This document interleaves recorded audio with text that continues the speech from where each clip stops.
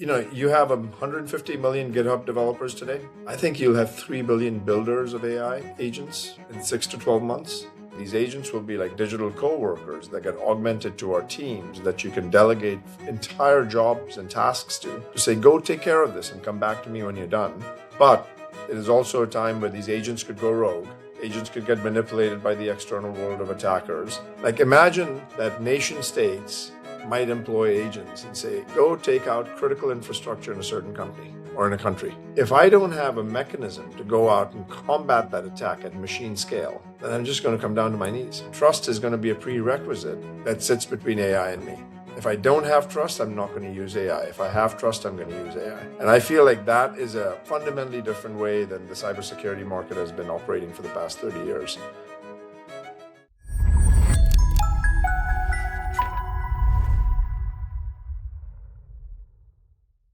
In this episode, senior reporter Sabrina Ortiz talks to Jeetu Patel, Cisco's president and chief product officer.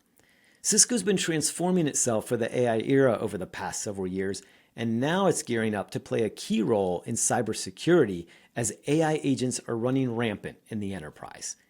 Jeetu emphasized that today's AI coding tools are going to multiply 150 million developers on GitHub to 3 billion agent builders over the next 6 to 12 months.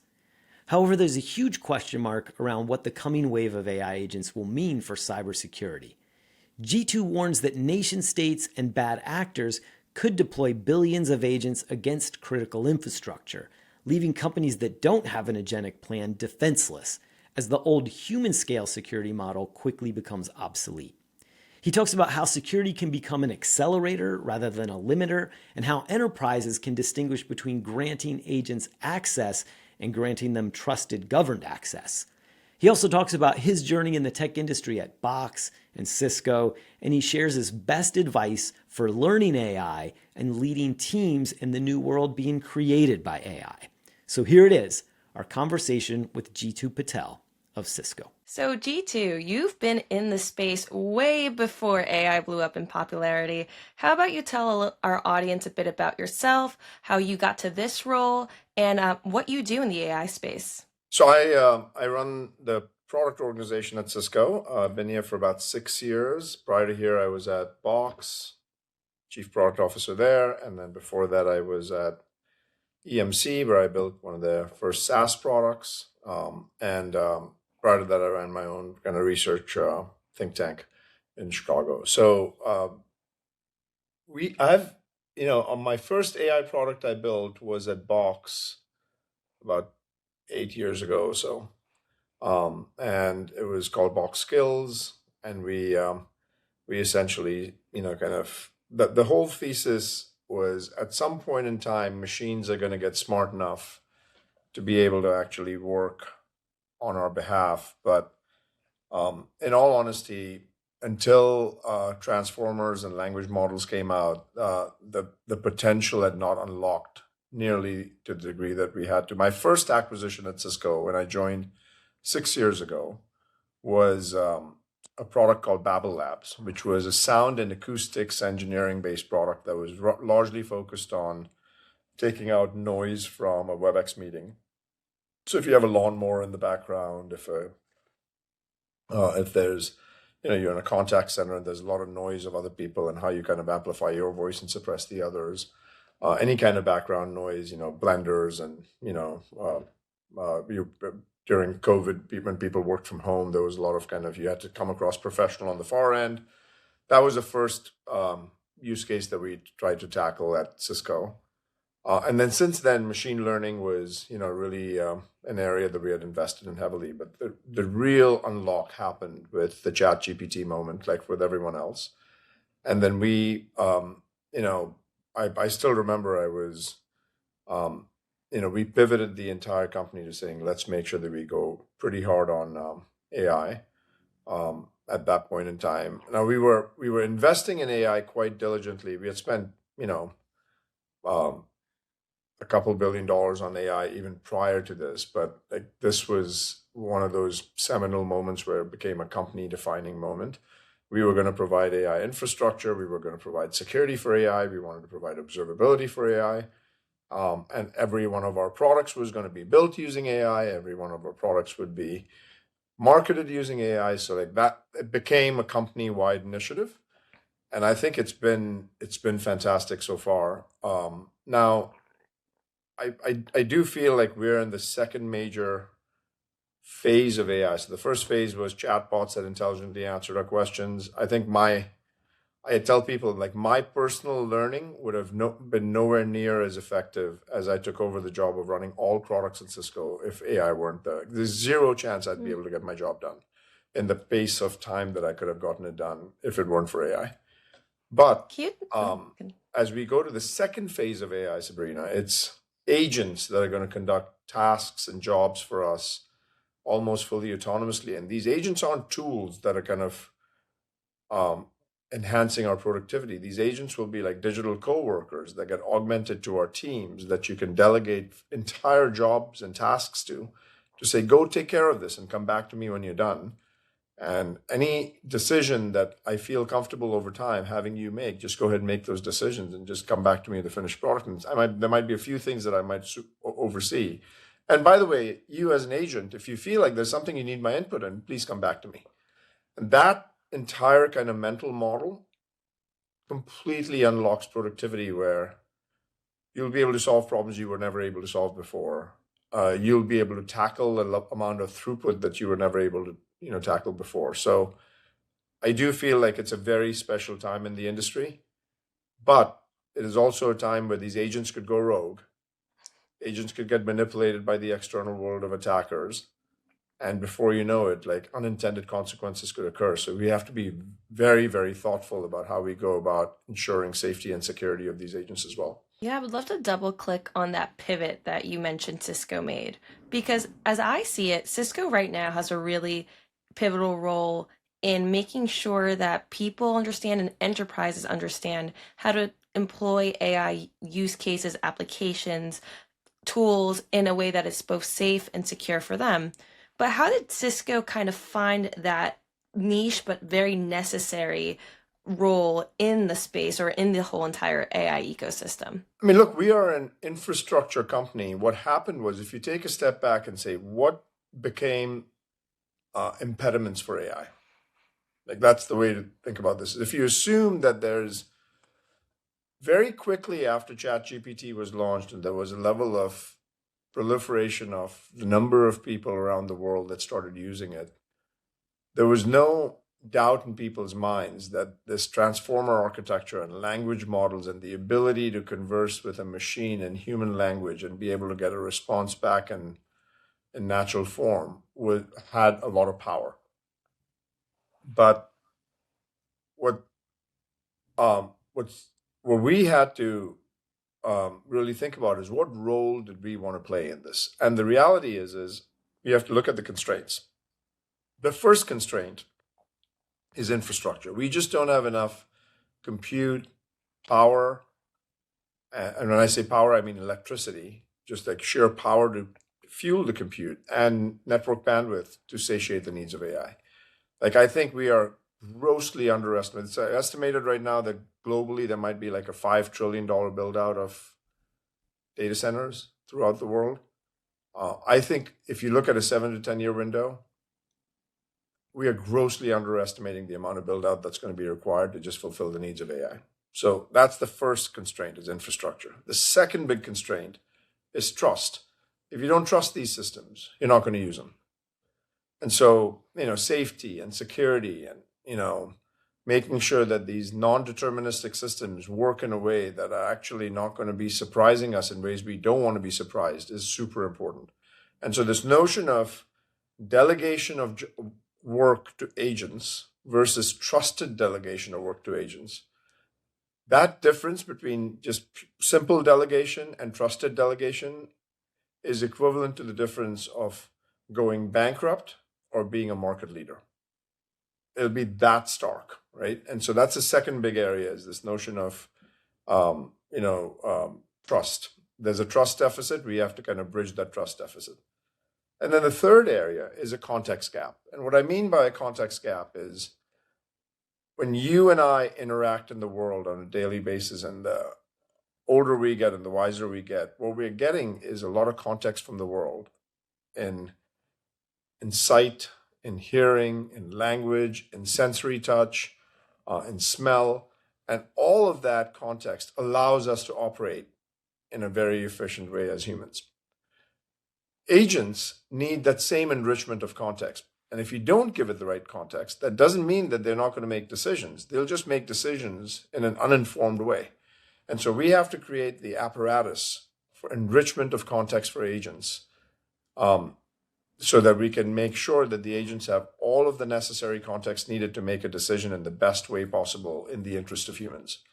And so those are the three major kind of constraints. And Cisco decided early on, hey, we need to participate in all those three, because it turns out we've got underlying technology for all of them. And so what we've done essentially is, built out great high performance, low latency, power efficient networking for within the data center where the GPUs get connected and also across data centers, hundreds of kilometers apart. We've built out a security and safety apparatus, and then we've built out this kind of data platform where you can enrich context for agents, especially for machine data. And so if you can do that, where you would actually unlock some of the constraints. And that's so how I ask customers to think about Cisco is think about us as a critical infrastructure for the AI era. We are like the picks and shovels company during the gold rush, where we provide the necessary tooling so that people can actually get the most from their AI efforts. This episode of the Deep View Conversations is brought to you by JetBrains.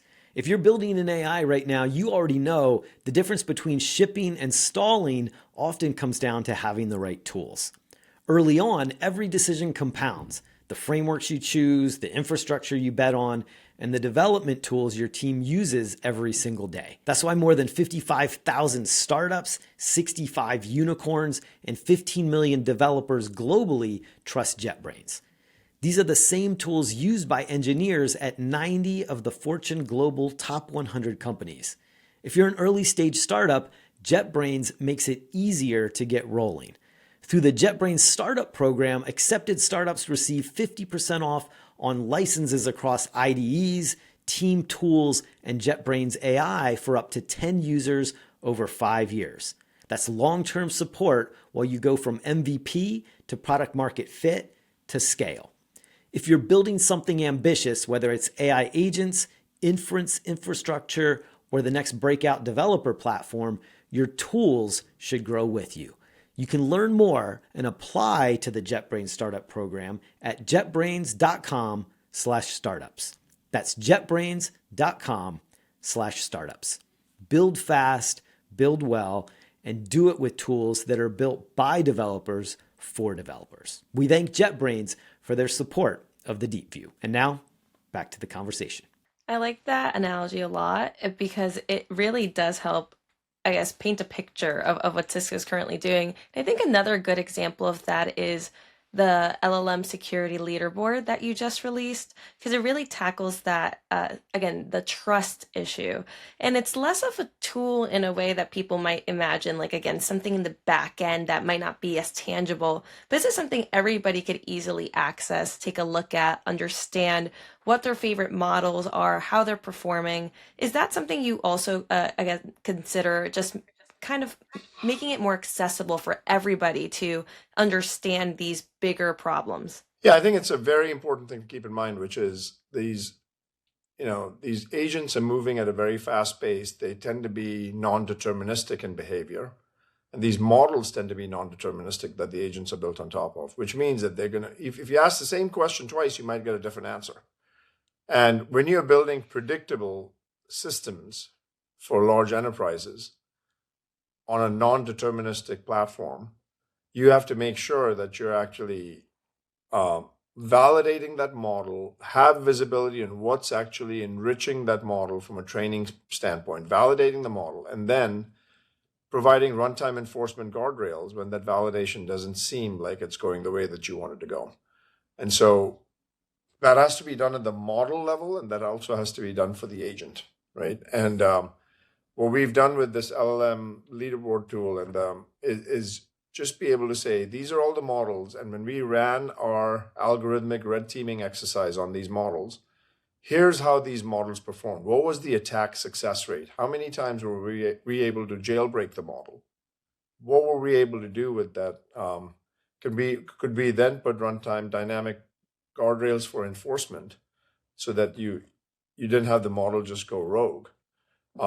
Because what you have to do is you have to protect these agents from the world that try to manipulate the model in a certain way by influencing it, by feeding it certain data.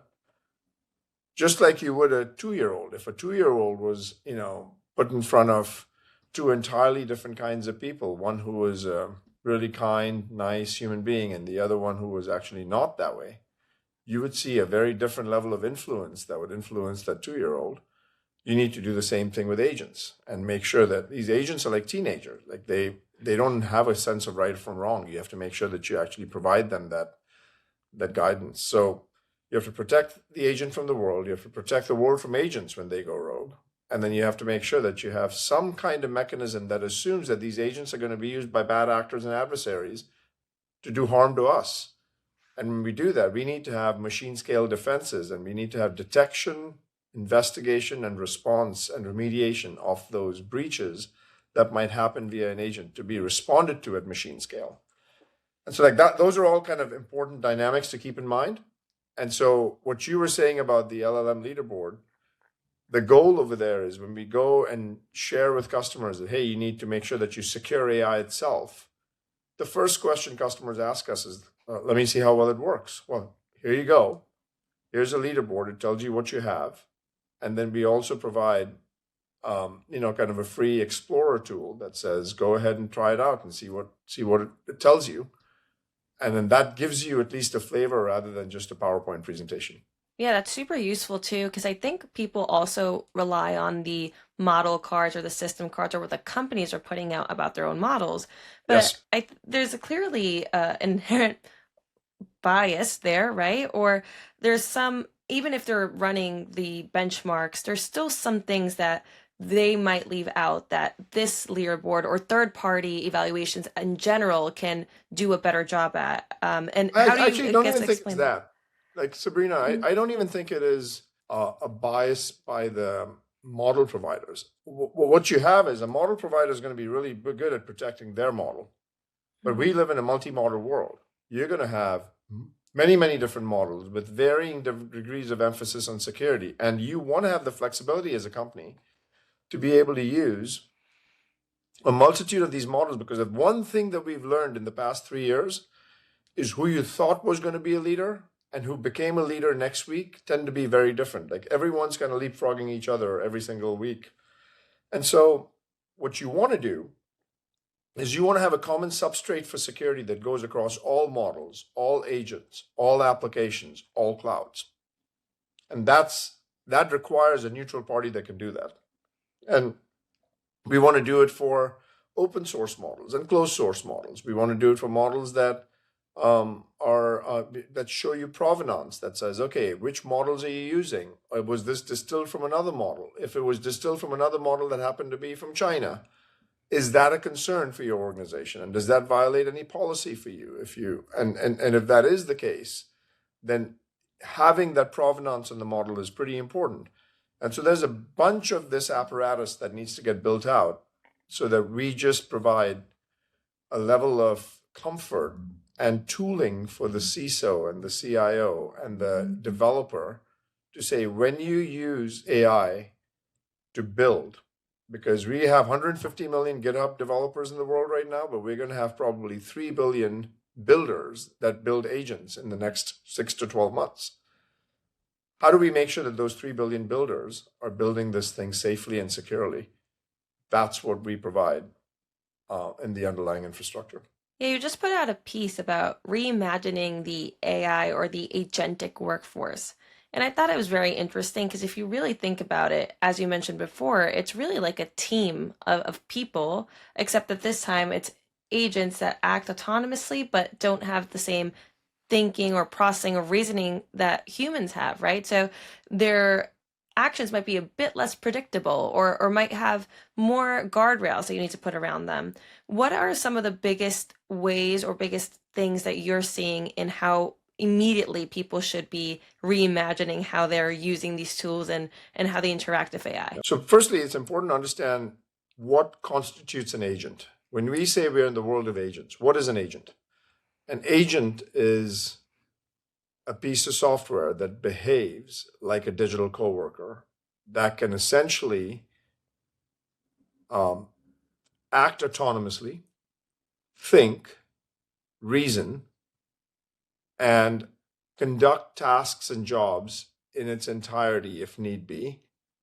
And most importantly, is going to have access to your tools and systems. So if you don't give an agent access to your tools and systems, it's not really quite an agent. You have to give it access to something that it acts on your behalf for.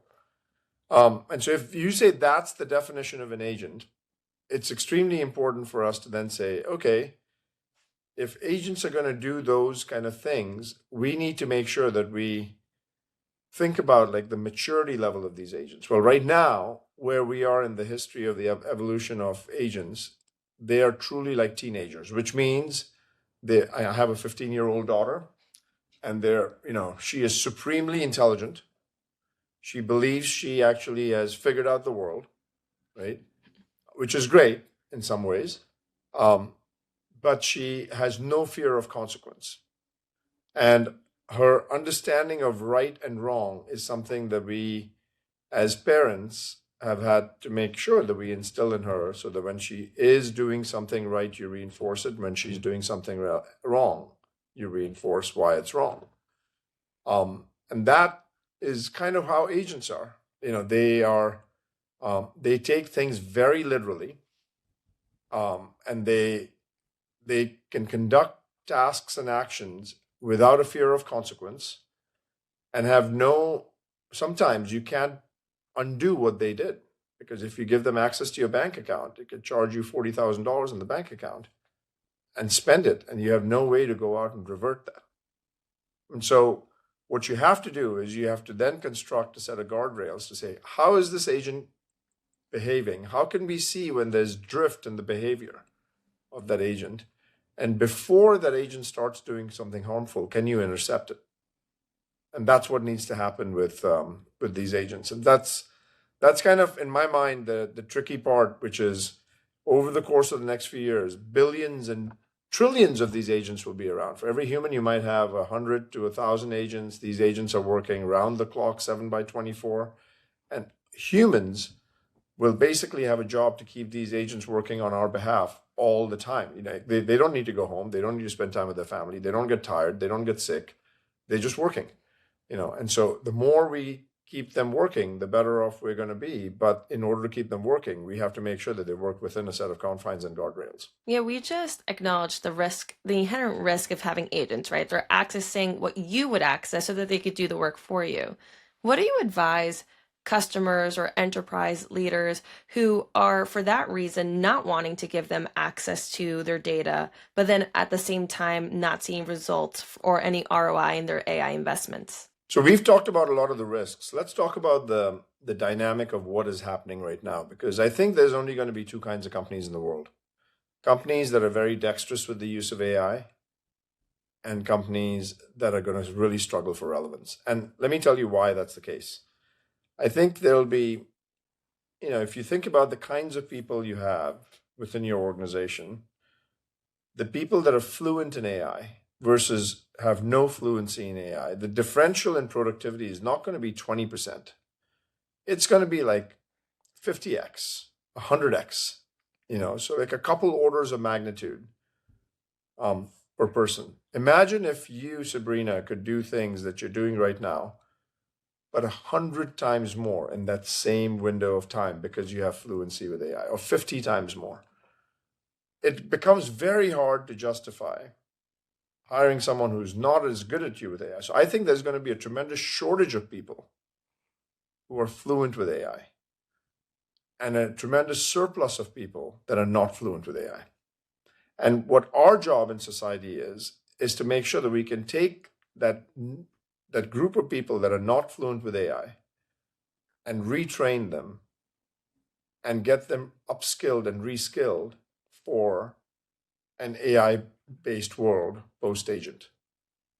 And so that, I think, is a pretty important dynamic to keep in mind, is as we go through this, if the upside is we can actually cure cancer, and we can not just cure cancer, we can cure any disease. We can not just make a growing middle class, we can eradicate poverty. We don't just actually get people to get basic level of skills dexterity. We can actually have everyone become as smart as a PhD student, because education gets evenly kind of disseminated everywhere. That has a profound impact on society. But in order for that impact to be realized, you have to then make sure that you've got the guardrails in place. But if you don't do that, if you decide to say, you know what, I'm just going to wait, I'm not going to give it access, I'm going to be sitting on the sidelines for a while, you will miss out on all the opportunity that everyone else is going to capitalize on, but you were actually left behind. And the difference between being first and being, middle of the road speed-wise is going to be the difference between a winner and a loser. Operating with extreme speed for long durations of time, where you can actually typically try to be early to market as a matter of habit, is going to be one of the biggest strategic cultural moats that you can think of. And so as you think about your organization, on one end, you have to actually encourage them and require them almost to move really fast. And on the other end, that speed cannot be compromised with safety. You have to have both. And cannot be compromised with security, and it cannot be compromised with governance and trust and privacy. And so those, that has to be thought through as well. And I think it's a pretty important, dimension to keep both of those pieces in mind. This reminds me of something that you said in your last blog post that stood out to me, and it was like security as the accelerator.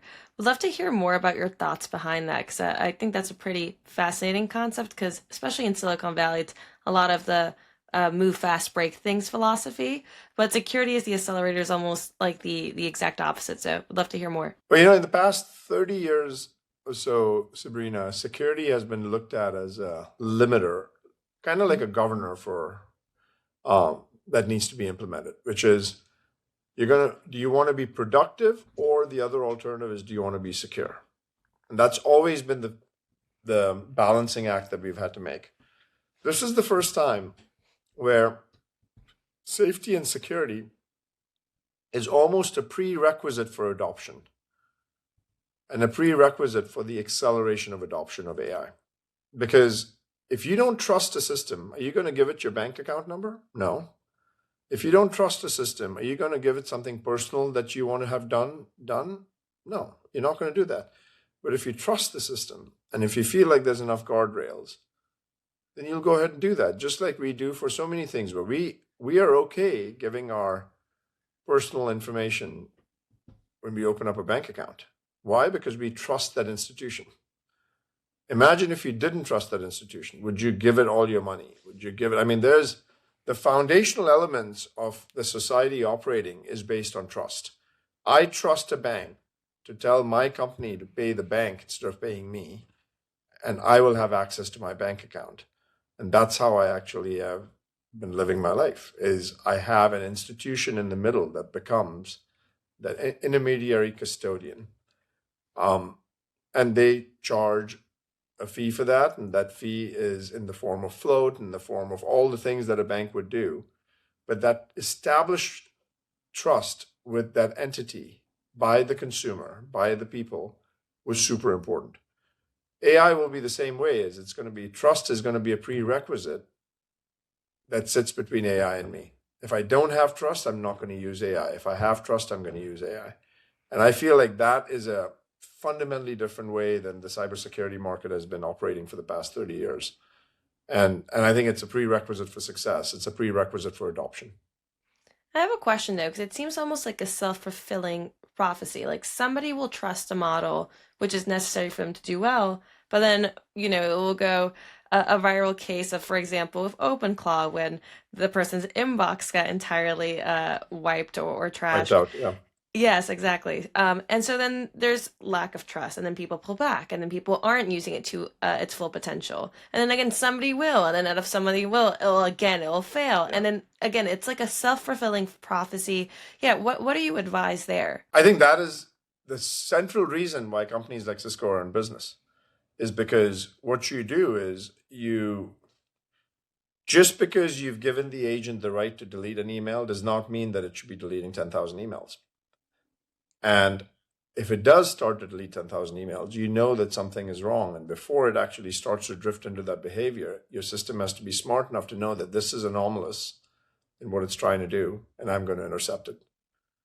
And the more that we mature on the security front and the safety front and the trust front, the more those kind of things will not happen, because it's unacceptable.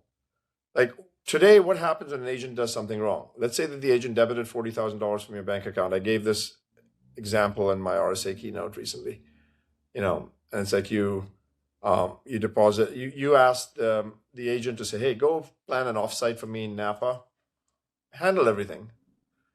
Agent gets to work. Agent starts going out and looking at hotels and looking at bookings and looking at what kind of availability there is and looking at the venues and what kind of food people need to have and all of that stuff. And it's just, once it's gone out and done that and it's done some research, it starts actually making decisions and saying, I'm going to book a hotel. I'm going to make sure that I get a car booked. I'm going to make sure that I have a plane ride booked for the person, so on and so forth.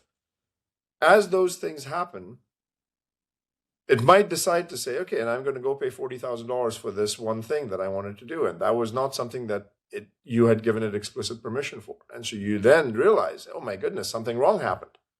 Hey, WTF, why did something go wrong, right? And what does the agent do? So, oh, I'm really sorry. Noted. I'll keep it in mind for next time. Well, but you're still out $40,000. These are irreversible actions. And so what you have to do is you have to make sure that there are systems in place that post login, post granting permission, are still actually gauging whether or not there's rationality in the behavior. And if that behavior is not proving to be within the bounds of what's acceptable, then you know to intercept that behavior. And you also have to know when it is an agent working on your behalf versus when it is you working by yourself. Because both you and the agent are going to use your computer, let's say. And if the agent's doing computer use, it's going to pretend to be you and go out and use the browser. Well, we need to make sure that identity of agents has to be distinct from the identity of people, but that there's an associated person with every agent that agent is accountable to. And those are all aspects that need to be thought through. I'm curious what you think about all of these solutions that are currently being offered to enterprises to detect these kind of actions that also use AI, essentially like AI for good, catching AI for bad. There's all sorts of it, whether it's like actual bad actors or just again an agent going rogue. How can we trust the AI for good or the good AI to actually get the action that's necessary done the right way? Especially when technically you're employing it because we don't necessarily trust that AI will always get everything right. See, the question is not how can you trust AI? We have to make sure that we figure out mechanisms to trust AI. The more germane question to ponder is, if I don't use AI, is there any chance that I'm going to be able to combat an adversarial attack on my turf that could actually cause a lot of harm? Like, imagine that nation states might employ agents and say, go take out critical infrastructure in a certain company or in a country, attack all power grids, attack all hospitals, coordinate that attack. And I'm going to go deploy 1 billion agents towards it. Like, if I don't have a mechanism to go out and combat that attack at machine scale, then I'm just going to come down to my knees. And it becomes a very hard thing to go out and solve for unless you have a commensurate defense posture at machine scale, just like you have an attack posture, that is inevitable that it's going to happen at machine scale. Because, there's no reason for bad actors to not use the same technologies that we're using. They all have access to it, and they're going to continue to use it. And when they do use it, we have to make sure that we have a level of responsiveness to be able to just go out and adjust to that. And that in my mind is one of the kind of issues of the decade that has to be solved, is how do we make sure that these agents stay safe, they stay secure, and that the attack surface that is now opened up quite materially, that attack surface that's opened up materially can be defended at machine scale, not at human scale. Right. So we're seeing the same like cat and mouse chase that's been like the long as tale as old as time for cybersecurity. Except though that now the speed of AI is making the speed of everything move so much more. Yeah, exactly. Exponentially quicker.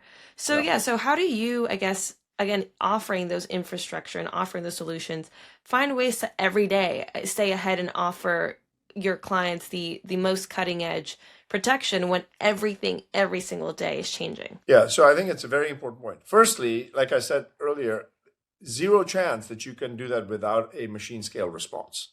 So what does that look like? Like, how would you change that? So let's say that let's take a very concrete example. There's a security operations center, what they call a SOC, that would typically have analysts that are looking at all the breaches and threats that are occurring, and looking at all the incidents that are happening and saying, what can I do from a threat investigation standpoint to investigate an incident that happened and ensure that I can actually tackle and respond and remediate that incident, right?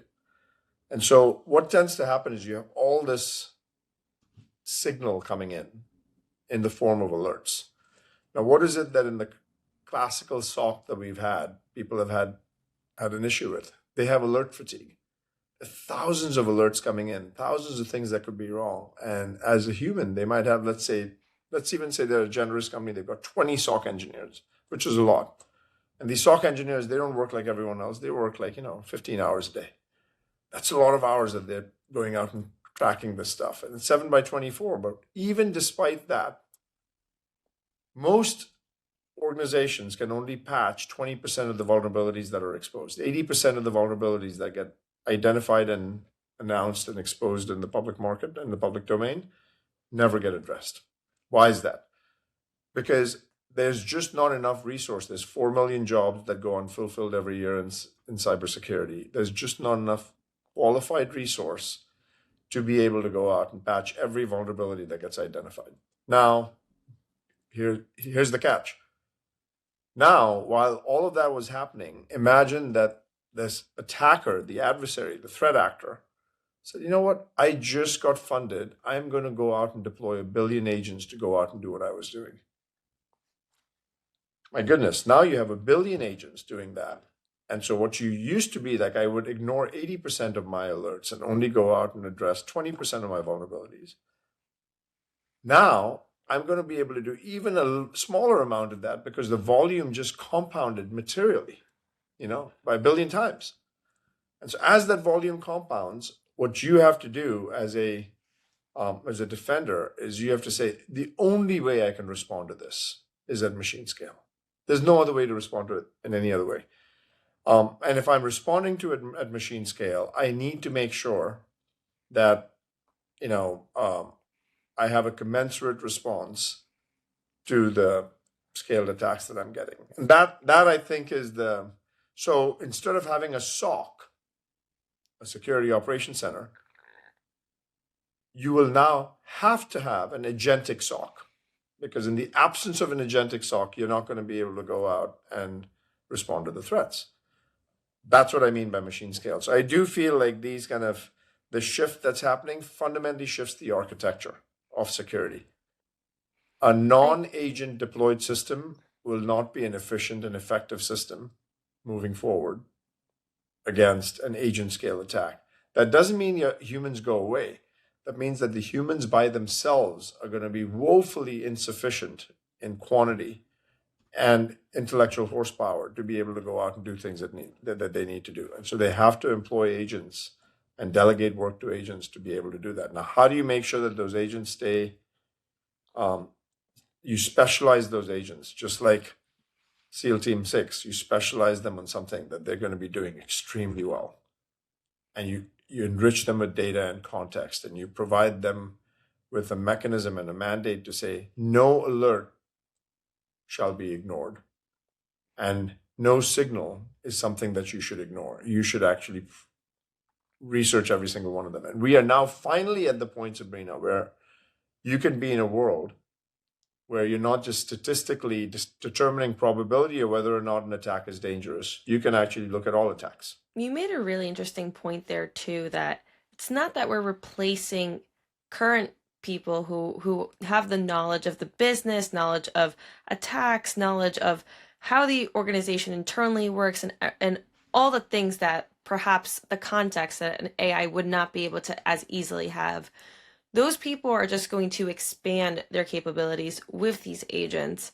When we see headlines about, like, the jobs that AI is replacing, typically the ones that are mentioned are roles like coding or cybersecurity or computer science or anything that's more on the technical side, because the logic is that you could just offload that. But using what you just said, it sounds like that would actually be a disservice to the organization, where the right mentality would be more, how can we augment our current workers' capabilities with AI? I actually think what's going to happen in this, because this is a very, very active conversation thread that goes on, which is, are people going to be not needed? Or are we going to have bottlenecks in humans right now? And I feel like there's going to be two classes of issues. For those people that have domain expertise in a certain domain and they have AI fluency, I literally think they'll be 10 times in more demand than what they've ever been in their lives.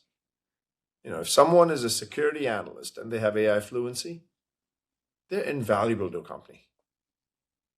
The people that don't have AI fluency and only domain expertise are going to struggle, because they won't be able to operate at the speed that the people that are operating with AI fluency with domain expertise can operate. So that delta is actually going to be the difference between success and failure. And so what does that mean? That means that every person in virtually every walk of life needs to start thinking about gaining AI fluency, because that is the ticket to relevance in society. Up until now, relevance in society was established through procuring a skill and having intellect about certain things, right? Intelligence is now commoditized. Everyone can have it. But just because it's evenly distributed, it's commoditized, does not mean it's evenly distributed. You still have to make sure that you can figure out a way that you can utilize that intelligence to your benefit. And that only happens when you actually start thinking about this from the standpoint of, I'm going to learn these technologies. I'm going to make sure that I'm utilizing them on a daily basis. I'm going to depend on them for getting my job done, not the otherwise. Like I always say, the levels of maturity, the first level of maturity is when people think, oh my goodness, AI is going to take my job. The second level of maturity is when they're like, AI might not take my job, but someone that uses AI better than me will take my job. And then the third level of maturity is when they say, oh, I just realized I can't get my job done without AI. I'm going to have to use AI to get my job done. And then the fourth level of maturity, which is emerging, is I am so good at using AI to get my job done, and I am so fast at it that I'm better than anyone else in the world at doing that my throughput capacity dwarfs everyone else. And those people are going to be the cream of the crop. And that doesn't matter in what field. You can do that in podcasting, Sabrina. And you can say, I'm going to use AI to go out and do the way I promote my podcast, the way I edit it, the way that I talk about it, the way I summarize it, glean insights from it is going to be completely different because I'm going to use AI. Yours will be a better podcast than someone who says, you know what, I'm not going to use any of those technologies. Can you define AI fluency as you see it? Because I think every day the term AI literacy or AI fluency has a different meaning. Again, like 3 years ago, it would have been knowing how to maybe enter a prompt in ChatGPT. Prompt engineers were all the rave back then. But since then, all of us are kind of mini experts on AI on a very, very small scale at least. So what does AI fluency as you see it mean today? A few things. The firstly, the thing is, the definition will continue to keep changing. But what are the constants? Constant number one is staying current with the developments in AI and what's happening in the market and understanding them deeply and spending the time to research them and understand them and stay on top of them is a superpower that I don't think can be overstated. Right?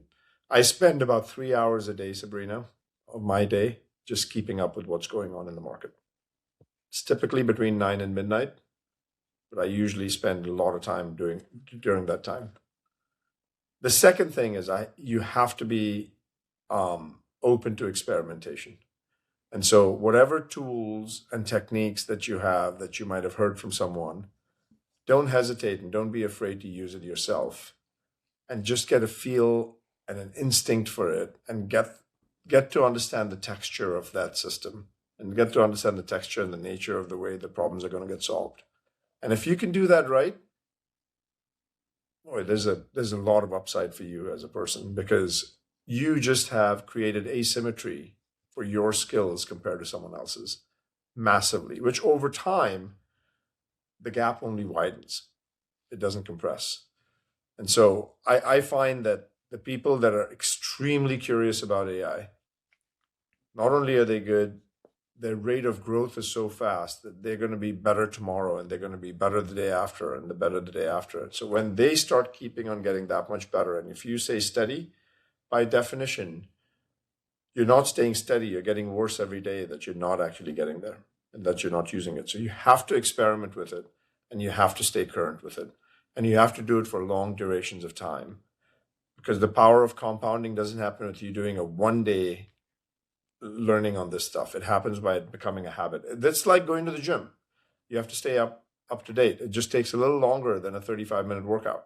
Yeah, and I think you make a good point too. Even if you distrust AI or you don't like the technology, you don't really want to be involved, the best way, I guess, to stay ahead of it or to, I guess, make yourself immune to it would be to understand it, correct? And yes, absolutely. But it's also that these things are changing so fast that just because today it doesn't work that way doesn't mean that in 2 months it's not going to. And so what I tell my team, because like when we were starting to learn how to code with AI, I had a lot of resistance from the team. Jeetu, it doesn't really work that way. You need to make sure that you actually are realistic about the expectations you have. This is going to take years before it happens. And then all of a sudden there was an unlock moment that happened recently, like right around February, where the models got better. And now all of a sudden, like we had our first product that was 100% built with AI. We'll probably have a half a dozen products built with AI 100% by the end of the year. And we'll probably have 70% of our entire estate of code that's going to be written only with AI, no human lines of code. We will refactor over the next couple of years every single piece of code that's legacy code. There's no such thing as a legacy company anymore. And so that, in my mind, is so profound in its implications that, what you have to think through on that front is, okay, so if that is the case, and if I am learning to learn, and I know that what I have to do is I can't look at something on a day and then say, this isn't working, so therefore I'm going to shelve it for a year and I'll come back to it. You have to assume it's going to work within 60 days. And you have to plan such that in 60 days, when it starts working, you're the first one to take advantage of it. And that, I think, is the really important dynamic. It's a very counterintuitive way to operate, because most people like operating with some level of data and proof. Like, show me that this thing does something before I do it. Over here, it's a leap of faith. You're saying, within a matter of a couple of months, I know, given the data I have on how quickly the models are growing, given what I'm seeing the models do, given what I see what the next model might look like, I don't think I'm going to just be able to ignore this for 60 days. I'm going to need to make sure that I really get a feel for it, so that when it's ready, I'm one of the first to go out and take advantage of it. Early to market is everything. That's really great advice. And as we wrap up along those lines, I want to ask you one last question. For people who are currently experimenting, they are tinkering, they're trying to implement it in their workflows or have already, what can they do to take it to the next level, to just supercharge their workflow or see more results than they already are? Firstly, use multiple different tools because every product is evolving differently. And so you'll get ideas from different tools and how they're thinking about it. Part of the whole point over here is to get a texture of what's happening in the industry. The second thing is there are these things called markdown files, which basically are, you know, preferences that you can give in plain text to the AI model. Learn to get good at markdown files. Learn to build those. Learn to use things like Claude Code. You have 150 million GitHub developers today. I think you'll have 3 billion builders of AI agents in 6 to 12 months. 3 billion. That's almost a third of humanity that'll actually be building agents, And if you can have that level of exponentiality in volume increase, what you have to have is the ability to be able to experiment with this and get better at it and start doing it yourself and getting a feel and an instinct for it. And then when something works, just be diligent about incorporating that into your daily process of how you work. I think that's the most important thing, and completely suspend your previous notions. Your unlearning ability is going to be so important right now because you have to suspend your previous experiences and notions. If someone says to you, well, I really like this document, I really like this concept and strategy that you talked about, can you just get me a document that has that? And can you just get me a PowerPoint presentation that we can do? That is not a 2-week task anymore. That can be done overnight, And it's not just documents. Can you write me an application? Can you do something that needs to be done? Like those time frames are compressing unnaturally. The hardest thing in this is not that the time frame is compressing. The hardest thing in thinking in this is the humans getting rewired to adjust to that compression of time frame and then conducting the operations within society in that compressed time frame without actually creating a level of stress and anxiety that makes people snap. That's what you have to do. And that, I think, is the hardest thing. The change management aspect is non-trivial. And I think it does bring people anxiety, and that is okay. And it's a normal reaction. And everyone feels slightly behind, and everyone feels like, oh my goodness, I need to catch up. And from the moment you wake up, and that is true. And that's because the market is moving at a frenetic pace. And what you have to think about is, I'm not going to be reactive and frenetic to the market movements. I'm going to be responsive with a sense of urgency to the market movements. And if I can distinguish between those two and use AI as a tailwind and not fight it, you will be superbly successful. And you don't have to worry about much. If you fight it and you're not using it as a tailwind, I mean, it gets to be pretty difficult in about 6 to 12 months for people. All right. On that pretty forward-looking note and good advice, I want to thank you for your time. This was such an excellent chat, Jeetu. I hope that all of our listeners learned a thing or two because I know I did. So thank you. It's always a pleasure to see you, Sabrina. Thank you for having me.